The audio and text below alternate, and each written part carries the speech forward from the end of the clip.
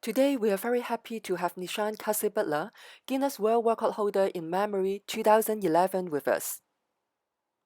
Nishant, it's always great to see you. My pleasure, Priscilla. Thanks so much for inviting for this chat. I'm really looking forward to share my ideas. Thank you very Yes, much. I remember I've been working with you for a few years, and every time I actually learn some tips from you, particularly on how to improve my memory. My pleasure. So obviously you have a good memory. Not as good as yours. Cool. So because of COVID-19, we have a lot of time in our hand because we are basically indoor most of the time. And I know that a lot of the friends are now enrolling in a lot of online programs or webinars so as to upgrade their skills and also catch up with the latest trends. I understand that you think that learning is just the first step, and that is what you call input.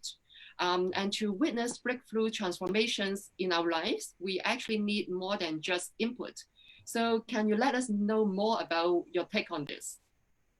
Yeah, so thanks so much for this, because I think this is probably the best time to share my message. And just before I start, I want to show you something very interesting for all of the people who are watching. Liho and Hilo. So Liho and Hilo. Now, what if I told you that one of these words can transform your life, and one of those other words can actually cause a lot of frustration and a lot of stress and a lot of anxiety and a lot of overwhelm in your life? So obviously you need to have one of these and you need to ditch the other one. So if you listen to the fire chat today, and by the end of this presentation, it's going to be very short, you'll know exactly which one to retain and which one to ditch. So thanks so much when you said, Priscilla, about the input. And that is so true, because we are living in a world of constant change and interruption and distractions. And that's the reason why the word lifelong learning has become a buzzword. Lifelong learning is a buzzword in the professional circles. Lifelong learning is a buzzword in the corporate circles, because of the lot of changes that we're going through in our life right now. We have a need to learn new things, which is a fantastic thing. So that is the reason why people are, especially now, much of the world is either in lockdown or some kind of, quarantine, or in Singapore, we call it circuit breaker. So whatever you want to call it. So people have a lot of time that they're now using that time to learn some new information. Maybe you're learning about a new process or a new procedure. Maybe you're learning about a new skill. Maybe you're watching some videos. Maybe you're signing up for an online course. Maybe you're watching a virtual webinar like this, or listening to podcasts. Now, the thing is, what you're doing is you are learning. In other words, you are actually doing the input. Now, what I mean by input is simply this.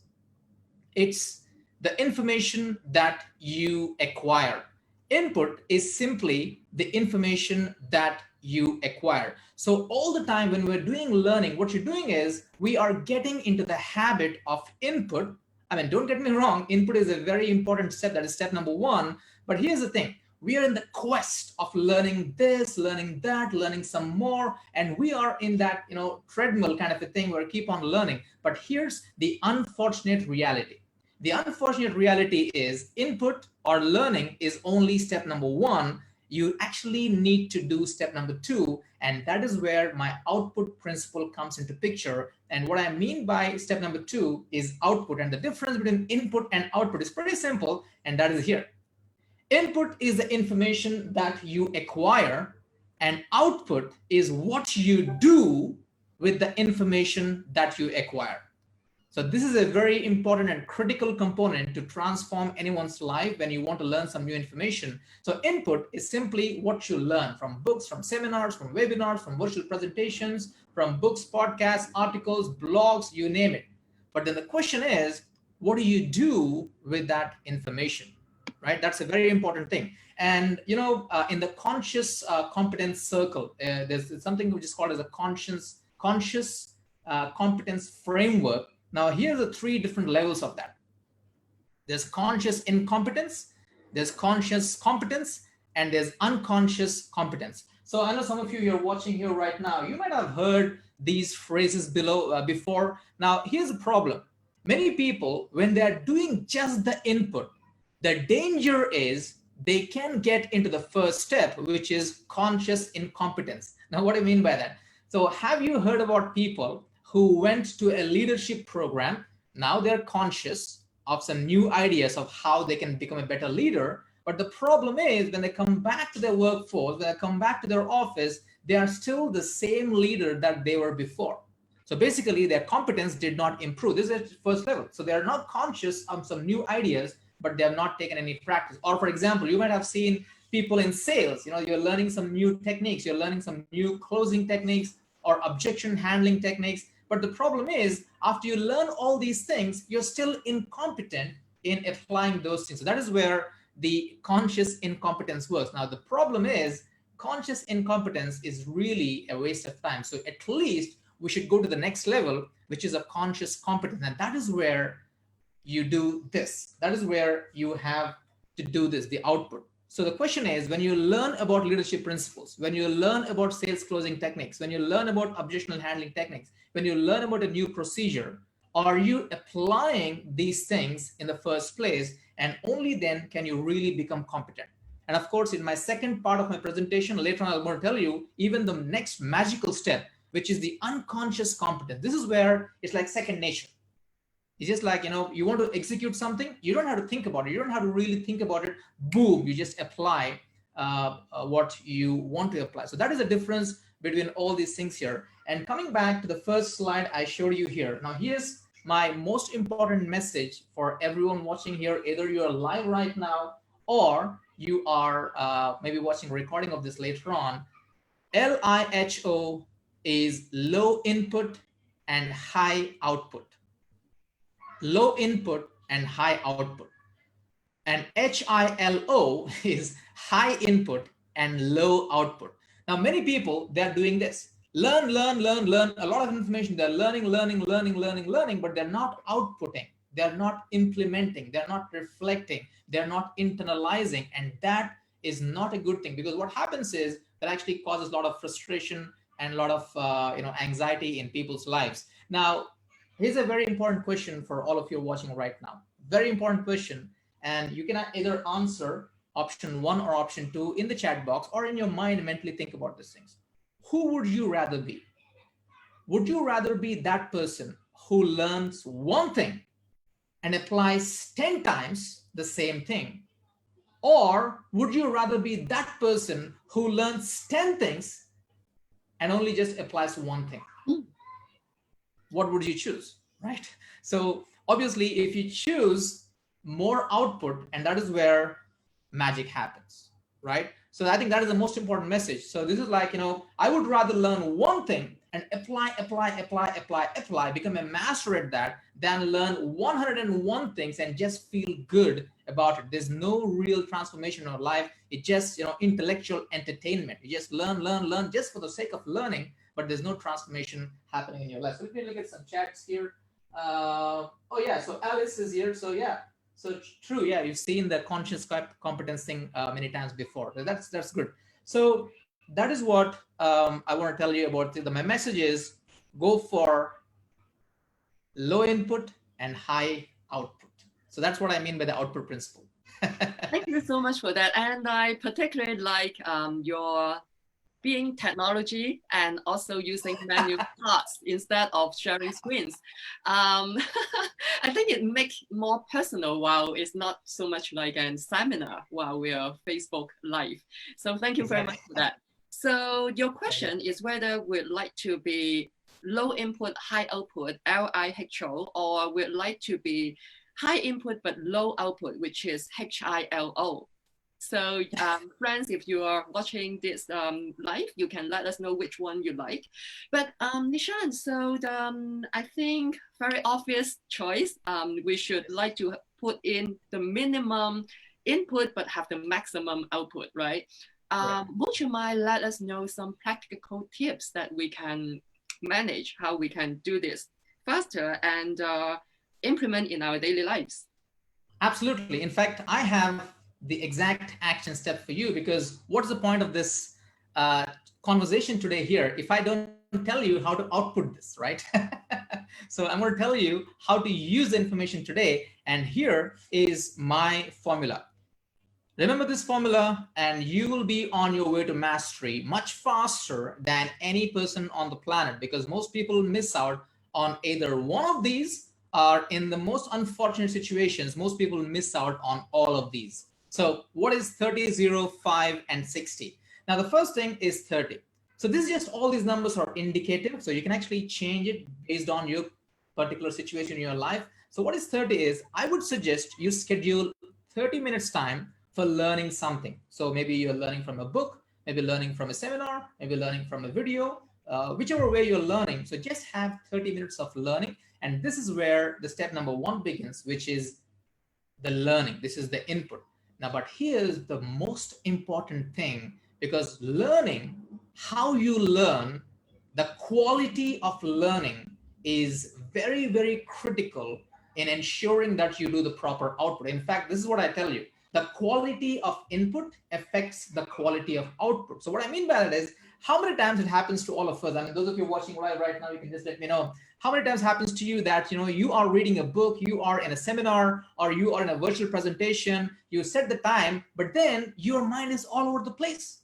You're distracted, you're checking your phone, you're checking your social media, you're checking your emails. You're not really doing single tasking. You're not being present at the information. So what you're doing is, you are doing the input, but the quality of input is very low. That's where the 0 comes in. For that 30 minutes, I suggest you to have absolutely 0 distractions.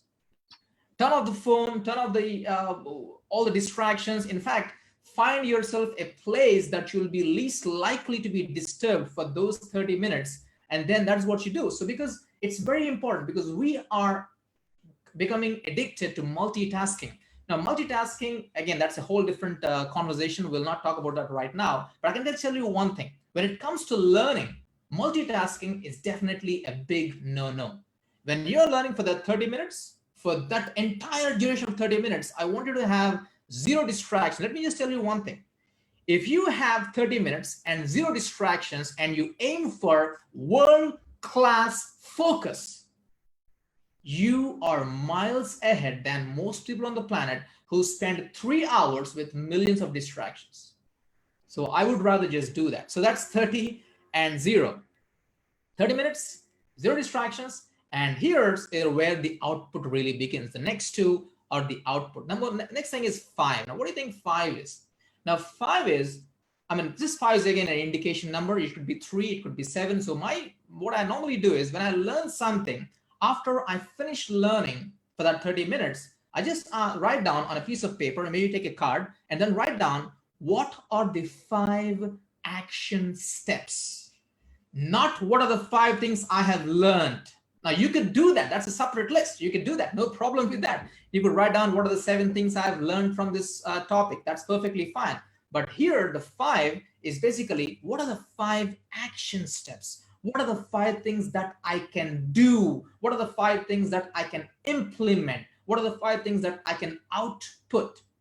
So it's all about using the information, and this is what we do. It's about what you do with the information that you acquire. That's where number 5 comes in. It's 5. So sometimes it could be just 3, but you get the point. The point is to focus on, how can you take this information and make it a part of you? How do you internalize it? And you need to have a list of those 5 things. And of course, the last one is 60. Now, this is where a little bit controversial for some people here, maybe, because this is what I say.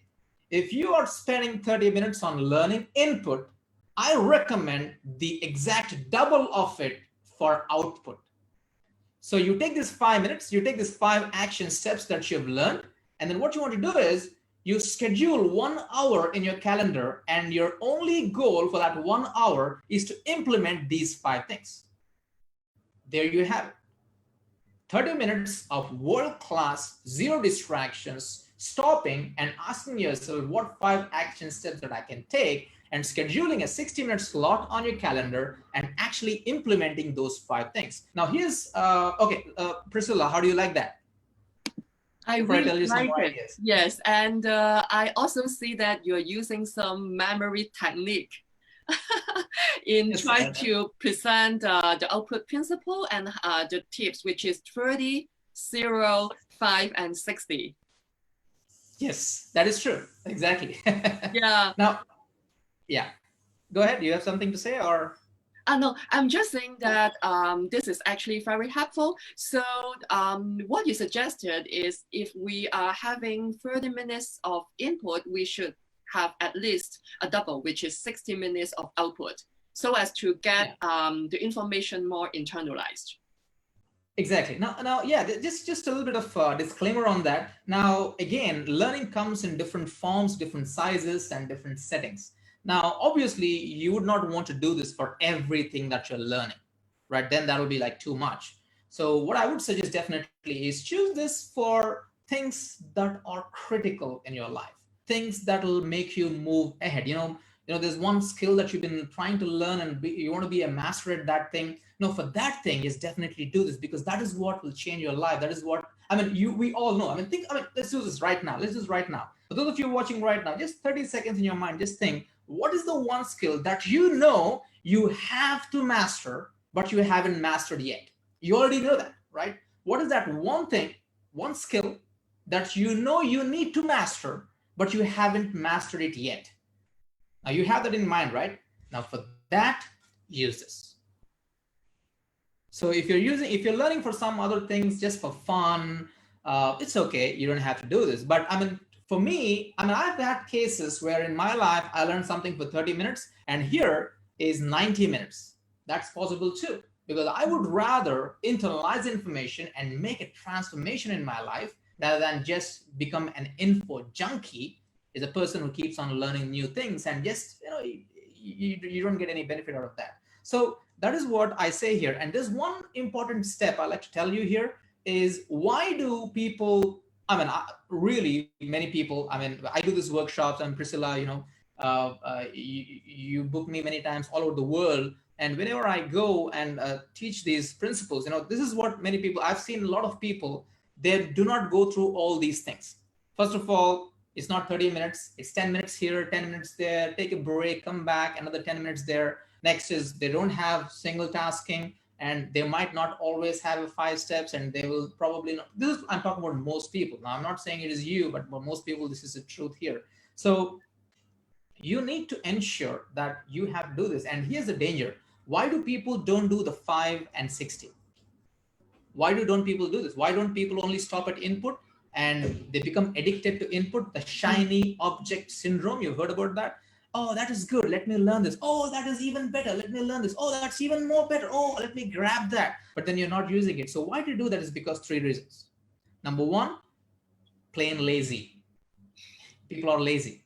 That could be, I'm not saying it is you, but I'm just telling you, if you talk about the whole world population, number 1 category is people learn it, but they're just lazy to implement it. That's number 1 type of people. But there are a lot of people, especially if you're tuning it on this call, and if you are a friend of Priscilla, and if you are a client of Speakers Connect, I definitely say that that is not you, because you're here, and definitely that is, you're not lazy. So probably for many other people, this could be 2 other reasons. And the second reason is fear of making mistakes. We learn and we don't implement because we are afraid of making mistakes. Now, again, you've heard this a million times. I'll just say one more time today, and that is, it's perfectly okay to make mistakes, because that is the only way in which we learn. And the other thing, I'll also give you one tip on how you can get out of that fear. So number 1, lazy. Number 2, fear of making mistakes. And number 3, it's called the perfectionist trap.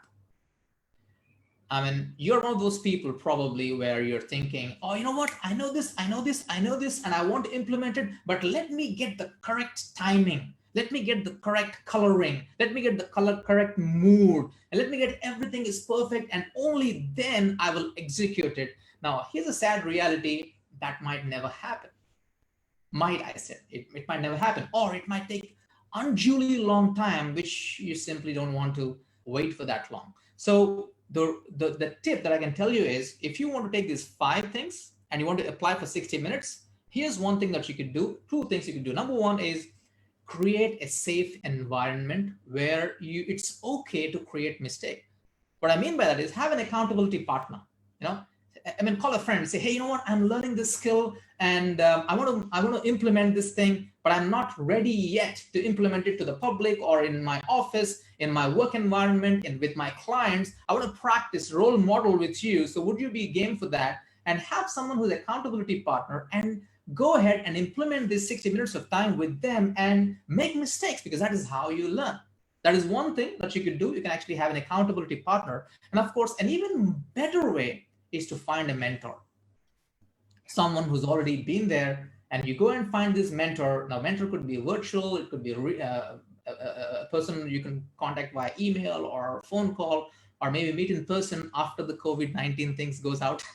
So meet in person and say, hey, I see you as a mentor and I'm learning this thing and I want to practice this thing. So can you help me? Now, if one mentor says no, you can always go to another mentor. But the thing is, you need to have a safe environment where someone can give you feedback and be okay for you to make mistakes. So that's how you eliminate this thing. And I can tell you one thing. Okay, one more quick thing here. Right now, think about a person who you really admire for his or her success. Male, female, living, dead, in Asia, out of Asia, doesn't really matter. Think of one person. Maybe if you're in the chat right now, you can actually write it down here. Nishant. Sorry? Okay, so thank you so much. I really appreciate it. Well, okay, so okay, so let's not talk about that. So yeah, I am okay, a bit successful. Oh, by the way, for those of you who are watching and you're a speaker or you're a client and you want to get a speaker, I think Priscilla is really expert in that.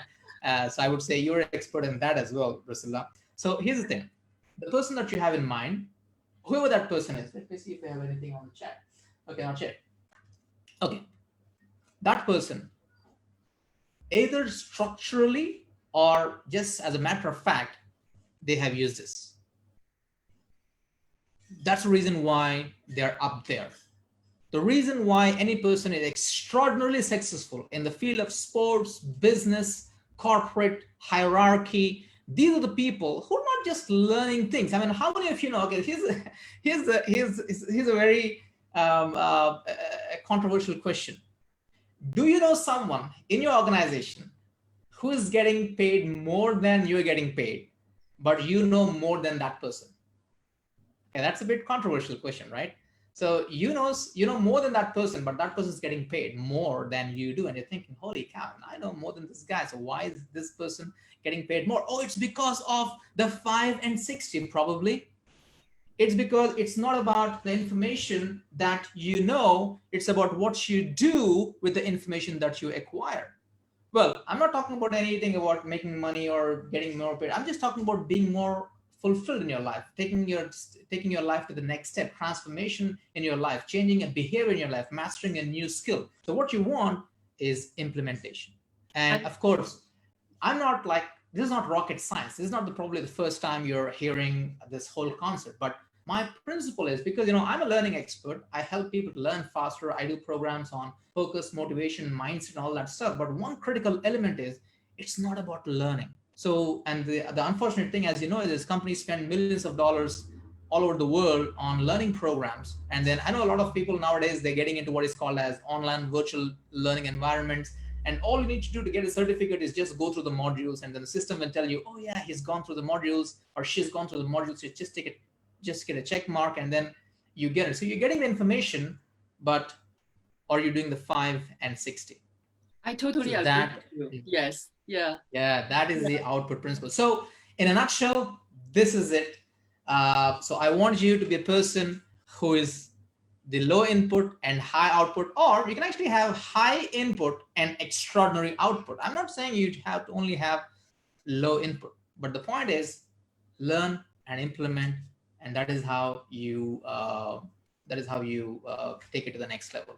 Yeah, definitely. Maybe I can share my experience, because I work with so many speakers like yourself, and everybody has a very unique expertise. So I gradually go to events with speakers like you, and I find that I have a lot of input. I learn something about climbing the Everest from David, and then memory from you, and then maybe future trends from my futurist speakers. And I find that I have a lot of input, but I feel that I should have a way to give it out, to maybe share it with others and also internalize the knowledge that I gain. So what I've been doing in the past few years is I started to write articles and publish it in some local media and also on platforms like Medium and also LinkedIn.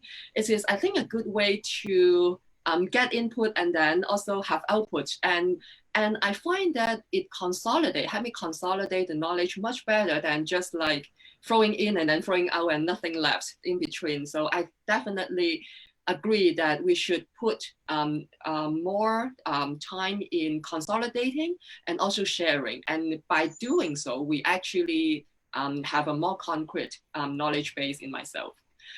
So that's my experience to share. And I'm just looking at the comments from our audience, our friends, and Alice is also actually one of our speakers. She talked about business etiquette. Yeah, yes. And on top of what you have been sharing on output, she has an interesting suggestion. Since you are Guinness World Record holder on memory, she would like to see whether you can share just one tip on how to improve our memory. Can we just do that? Definitely. I mean, okay, this might look like a very simple technique, but this is probably the best technique I can give you in the shortest period of time. And that is, it has to do actually really with the output principle. So what I mean is, one of the best exercises to improve your memory is this. Every day, set a time, let's say, for example, no, not set a time. So you can actually do this like multiple times in the day. So what you need to do is, this is called 3, the power of 3. So after, let's say you go into a networking event, okay? After the networking event is over, stop and ask yourself, hey, what are the names of 3 people that I met there?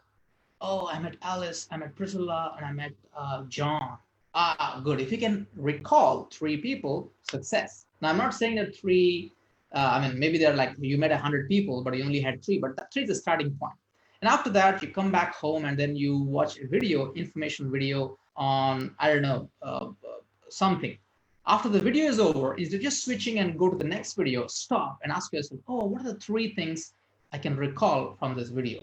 Maybe you're reading a book. After you read like 10 pages and then you close the book and stop yourself and ask yourself, hey, what are the 3 things I can recall from this book? Now, the reason why this is important is very simple, because if you want to be good public speaker, what do? You speak more. If you want to be good on video, what you should do? You be on video more. If you want to be a good swimmer, what do? You swim more. If you want to be good in memory, what do? You recall more. You have to recall more. It's not about how can I learn, it's about how can I recall. Now the thing is, the more practice or the more benefit that or the more exercise you give to the recall faculty, that is where your memory becomes sharper. So that is what I like to tell you. This is a quick tip, of course, it's a whole ocean here. And again, Alice, you just send me a message, more than happy to send you a lot of other ideas, or anyone who's watching, just let me know. I have a lot of information on memory and learning, more than happy to share. But I think this is, if I were to just share one tip and it can make a significant impact on your memory for the rest of your life, to practice the principle of 3, do it multiple different times in the day. And if you have children, teach it to them. If you have bosses, teach it to them. If you have people working under you, we definitely have to listen to you, because I know that you can remember, just for example, very long sequence of numbers. What is the biggest number that you have done so far? I memorize a number consisting of 1,944 digits. And in reverse order as well sometimes. Yeah, you could do that, yes. I could do in the reverse order as well, yeah. So, but of course, that requires a little bit more than the output principle, of course. There's a lot more other techniques involved. Yes, and I have the privilege to see you do that a few times, and I still remember you using is it the column method that to remember the numbers? So I still have that with me. So yeah, so this is great to have you today. We have around 30 minutes on this chat already, so time flies very quickly. And today we talk about the output principle, how we can be more easier for us to internalize knowledge rather than after reading a book or going to a webinar or a online platform, going to a training class. And after a few days, we already basically do not have anything left. And now today we talk about the output principle to how to actually have the knowledge be with us and also can implement in our daily lives as well. So thank you very much, Lisan, today. And I hope we can do more with you and share maybe an other technique or about memory next time with you. So definitely more than happy to do that. yes, friends, thank you very much for being with us. We have more coming up. We have in the pipeline an expert on cybersecurity talking about how to keep our network more safe and secure when we have to work from home. And we also have our speaker talking about negotiation skills, etc. So we are arranging that and we'll let you know when the programs are ready for us to share. But today, thank you very much for your time with us. And thank you again, Nishant. It's great to be with you. Can I just say one last thing? Certainly. Okay, because of the things that are changing, we are evolving here. So I'm also doing a lot of virtual presentations right now on all my topics. So if anyone like to engage me or book me, the person that you see on the screen, Priscilla Chan is the person to contact.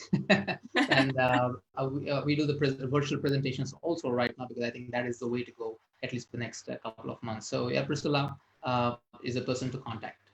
Definitely. So yeah, if you're interested in any related subjects, just contact me on Nishant. So, but today, thank you very much, and see you again very soon.